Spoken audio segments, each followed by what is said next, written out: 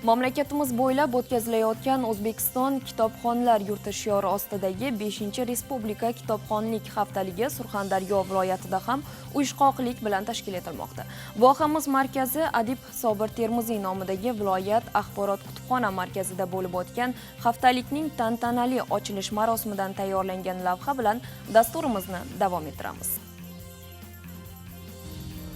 Kitob yuksaklikka eltuvchi eng qisqa yo'l. U nafaqat ilm manbai, balki ruhiyatga ozuqa, ma'naviyat ustuni hamdir. Yurtimizda kitobxonlik madaniyatini rivojlantirish borasida keng qamrovli ishlar amalga oshirilmoqda. Har yili mamlakatimiz bo'ylab o'tkazilib kelinayotgan kitobxonlik haftaliklari ham buning yaqqol misolidir. Termiz shahrida O'zbekiston kitobxonlar yurti shiori ostidagi 5-Respublika kitobxonlik haftaligining tantanali ochilish marosimi bu yil ham o'zgacha ko'tarinki ruhda tashkil etildi.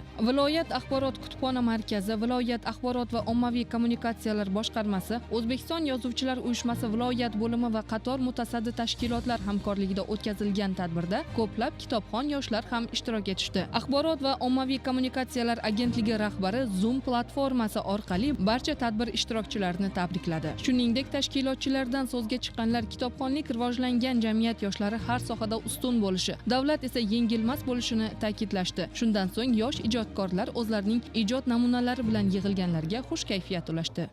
Bir hafta kitobxonlik haftaligi o'tkazilyapti. Shu borada bugun Surxondaryoda ham bu haftalik borasida ishlarini boshladi. Bu borada juda ko'p ishlar amalga oshirilyapti. Kitob o'qigan boladan hech qachon yomonlik chiqmaydi. U kitob o'qishi bilan birgalikda vatan sevishni, ota-onani hurmat qilishni va vatan ravnaqi uchun tinimsiz o'zidagi bor kuch-g'ayratni sarflashni o'rganadi. Darhaqiqat, bugun davlatimizda jumladan vohamizda kitob o'qish, ilm olishga juda keng imkoniyatlar yaratilgan. Viloyatimizda 3 millionga yaqin badiiy darslik va sohaviy kitob fondiga ega 1069 ta kutubxona aholiga sifatli xizmat ko'rsatib kelmoqda. Sifatli bilim olish va kitob o'qish uchun yaratilgan bunday sharoitlar jamiyatni yanada ma'rifatli va taraqqiy topgan qilib tarbiyalashga xizmat qilmoqda.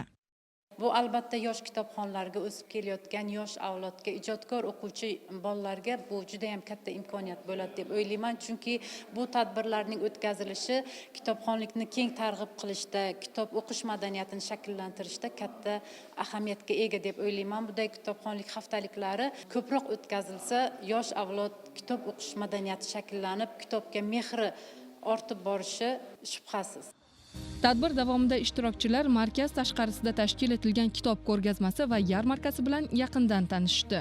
Ishtirokchilar o'zlarini qiziqtirgan kitoblarni qulay narxlarda olib, mutolaa qilish imkoniyatiga ega bo'lishdi.